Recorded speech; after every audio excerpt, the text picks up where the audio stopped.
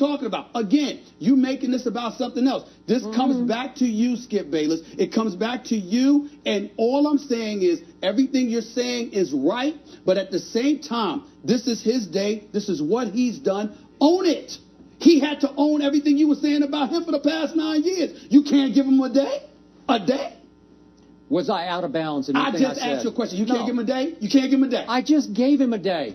We don't do cheerleader journalism. I'm not talking here. about cheerleading. But it's acknowledgement. It's acknowledgement of Did you obvious. hear that you were doing your nails and all this stuff? Did you listen to what I said for about the first 5 minutes? You gave him his props, but you also, Skip, some would say went overboard in pointing out his shooting outside the paint. Now wait a minute. But let me make this point.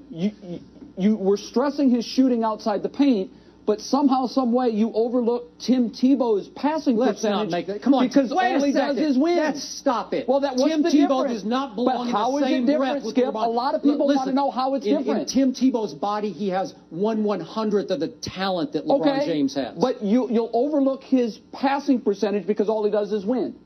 That's all I said. Did I ever say that Tim Tebow was going to make a Pro Bowl? No, not one at time. all. Did I say he was a great player? But no, I did not. You are being critical of one fraction of LeBron's game on the day he's a champion. We should be critical. We should have been critical 8 years ago of it. He should have been doing what you just saw for 4 games 9 years ago. And we wouldn't be having this conversation right now. This would have been about the 3rd ring this time.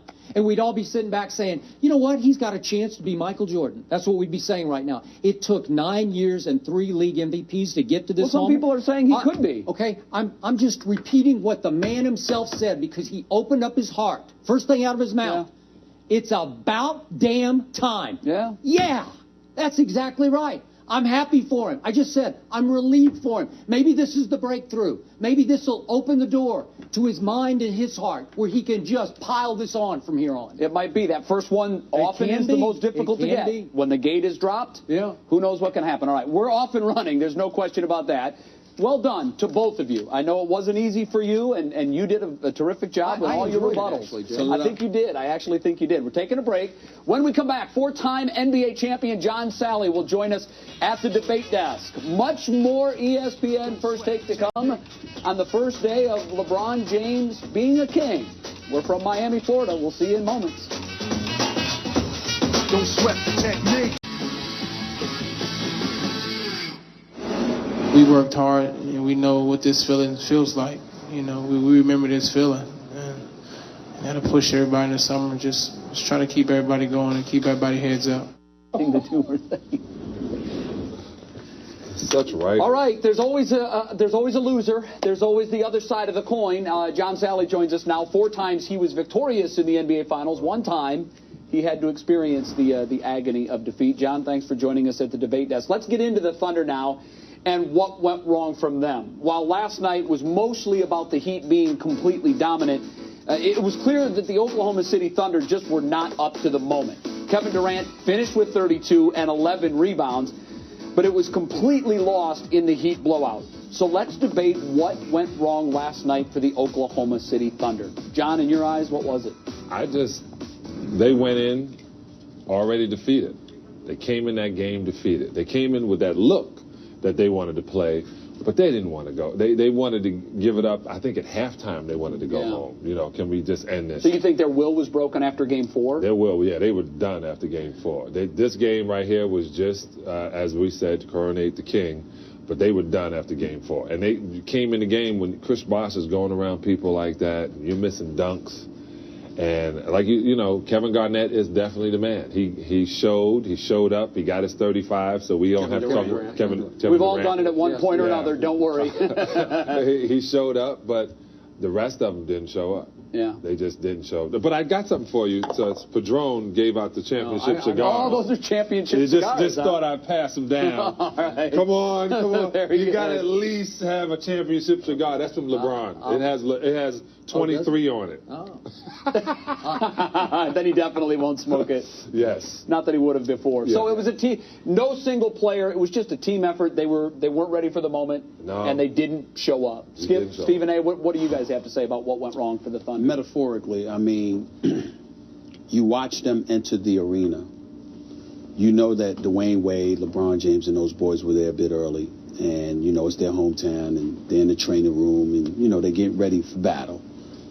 You saw these guys come into the arena. They had the backpacks on and, you know, that kind of stuff. And it just looked like, you know, it literally looked like young kids. It reminded you that they were 23 years old. Yeah.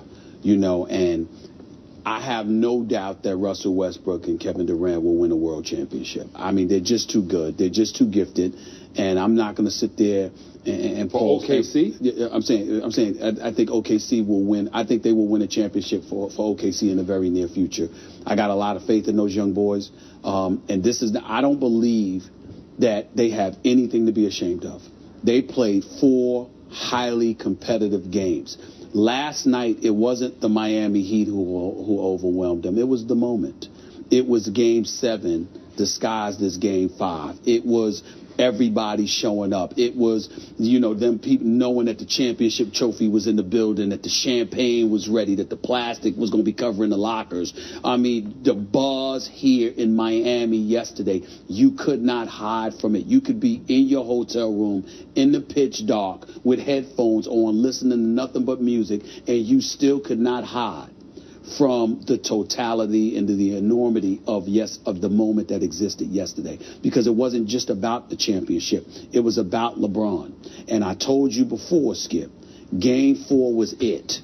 Game 4 was the moment. I picked OKC to win this series.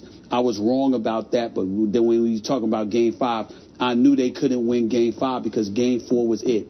No matter how great they are, you can't take 23, and 22-year-olds and put them in that moment up against a man in LeBron James who was starving and who had suffered enough. You can overcome a lot of things. Your skills can overcome a lot of things. It can't overcome that. And that's what happened last night. But I must point out, before I get to the Thunder, they did get overwhelmed by Mike Miller, and Mike Miller hits another one, and another phenomenal. 3, and Battier hits another one, he hits another one, and Chalmers hits another 3, and I think they came to play. I don't think they quit after 4 games. No, they didn't. I don't think their will was broken, but it got broken in the third quarter, and I'm going to remind you, they came out the third quarter just like they always did through the playoffs when they're behind, boom, boom, boom, and all of a sudden, they get the basketball in their hands, in Kevin Durant's hands, down 5, early third quarter. He's dribbling the ball up the floor, and what happens? He dribbles it and dribbles. He's 6'10". You know, you can't do this, Kevin. He dribbles it and dribbles, and somebody comes from behind. Boom, the ball's up in the air, and it's going, and it goes the other way. Boom, 3, and 3, and 3, and 3. And you look up, and Miami has run them out of the building in about 5 minutes.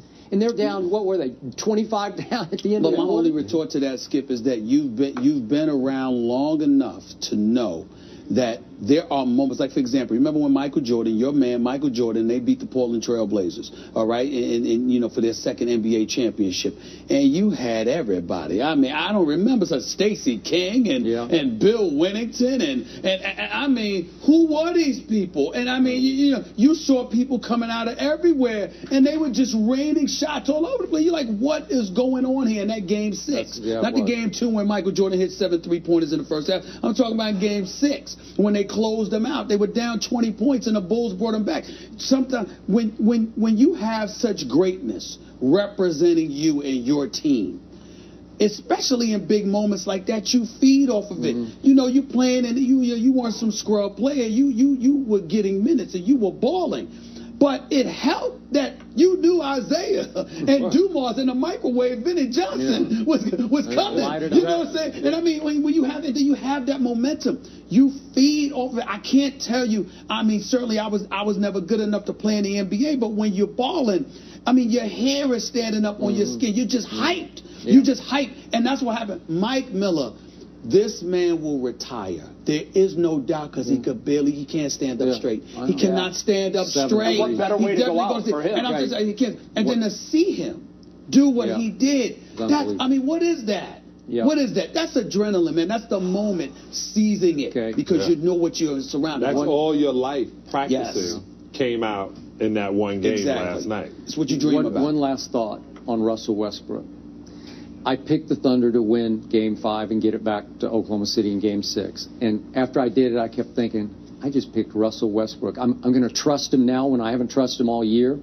And right on schedule after that aberration game, because he's more cold than he's hot. After he took 36 shots in game 4, scored 43. Last night he goes 4 for 20. And in that stretch during the third quarter when they fell apart, he goes 2 for 9. Won't work, Stephen A. You need somebody to settle it down and get you better shots instead of him just wilding but rather than break down things technically, let's say it this simple. He was so explosive in game 4 that he probably thought it was the only chance in game 5. That's youth. That's youth, man. I mean, I got to give it up to them, man. I got a lot of respect for Oklahoma City, including James Harden, who, by the way, played horrible in game 4, but he'll be back because he's too talented not to be. They're just young. All right, let's go micro to macro now, and you start to touch on on Russell Westbrook, and we may go there a lot on this next topic because we want to look at the series in total. Who is most to blame for the Thunder losing in 5? LeBron again. LeBron is in charge. I think he literally was coaching. To me, LeBron had control of their team as well because they had to, when he would go to the basket and you think you had it blocked and then he would finish. He would grab a rebound, take it back up. He was playing defense, making people get steals. All of a sudden, it didn't look like his legs were hurting at all from what it was in game 4. I think he just literally shut him down. And I was listening to you guys go back and forth in that very eloquent debate you guys were having with those big words on how you love one another. But is that what those were? That's what they were. Okay. But the thing about when him getting it done, I just realized yesterday when I watched Dwayne Wade and I watched Bosh sit there and I saw Miller come and hit those shots. This is not tennis. This is not golf. You have to have those other guys around you to complement what you're doing, and they have to put it in the basket when you put the ball in the hand. And he finally put those guys together, and they all was in that same understanding. Because I realized LeBron didn't realize the game was over until he took his headband off and started dancing. Yep, you're right. That's when he realized. He didn't realize even stopped Chalmers from celebrating at one point prematurely. It was good. He wanted to put it leadership. Weight. Yeah. And I thought that showed maturity that we haven't seen from LeBron in the past. Yes, definitely. I tell the guys who was, we talk about youth. You guys last night showed it on television, the youth of this team. I don't know if this team, if they don't keep this team together, if they break this team up, I don't think those two. They're not going to. The only potential breaker will be what they have to make a decision as to whether or not they may have to make a decision. It's a slim possibility they can keep both, but they may have to make a decision as to whether they pick Ibaka or Harden. That's about it. Everything else is in place. Russell Westbrook is locked in. Kevin Durant is locked in for years to come. Kendrick Perkins is locked in for years to come, along with some of the players on the bench. Yeah, well, you can't teach tall. I'm going with Ibaka. I'm going with Ibaka. But that's no knock against Harden. It's just that Ibaka plays defense and he's a bigger body. Is he going to shave his beard now? Does the beard come off? Is that part of it? I want to see if there's mini-me under the beard. That might be a big choice. Yeah. It might be time to lose it. I agree with your premise that LeBron shredded what was a very good Oklahoma City defense. Mm-hmm. They were really good in those previous 3 rounds. Yeah. But big picture, I was extremely disappointed in the Thunder. They're better than they played for 4 straight games. And I know the turning point was the end of game 2, and we've been through this before, but LeBron let Kevin get a step on him on the baseline. I thought he fouled him twice. They didn't call it. LeBron went to the free throw line then and iced the game. The whole series turned on that play, right, when you look back at it? You're right. And after that, the Thunder never quite looked like the Thunder again. And you know I'm the biggest Kevin Durant fan. But in the end, there's still a troubled dynamic between Westbrook and Durant. And last night, Durant had 7 turnovers. You can't play like that in a game like that. You're going to lose. And there's something. They still are missing a floor leader. Just some general on the floor. I don't know how they do it. I don't know if Eric Maynor, I'm a big Eric Maynor fan. And so am I, and so am I. And sometimes they've played together. So you have to remember that. It's not as big of a concern as you think because you have Eric Maynor. That's the difference. And I think they'll be fine. I'm not giving up on Russell Westbrook. I tell you that much. Hey, his talent is off the charts. It's off the charts. I mean, he's for years to come. I'm not giving up on him. Could Dwight Howard end up? Yeah. You know what? Because you can He's not interested in going to Oklahoma City, but they should be interested in having him.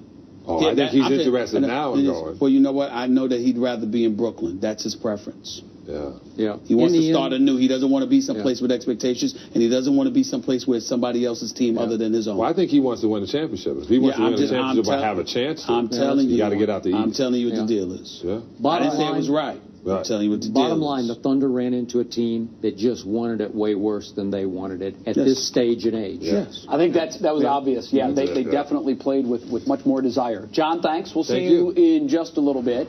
We're taking a break. When we come back, this is going to be a lot of fun. His team won last year's NBA championship. During this year's championship, he called out Skip on Twitter. So Mavs owner Mark Cuban will join the fray at the Debate Center when ESPN First Take comes back from Miami, and it looks like they will be adding another banner inside American Airlines Arena, one that will read NBA Champions 2011-2012. More First Take when we come right back.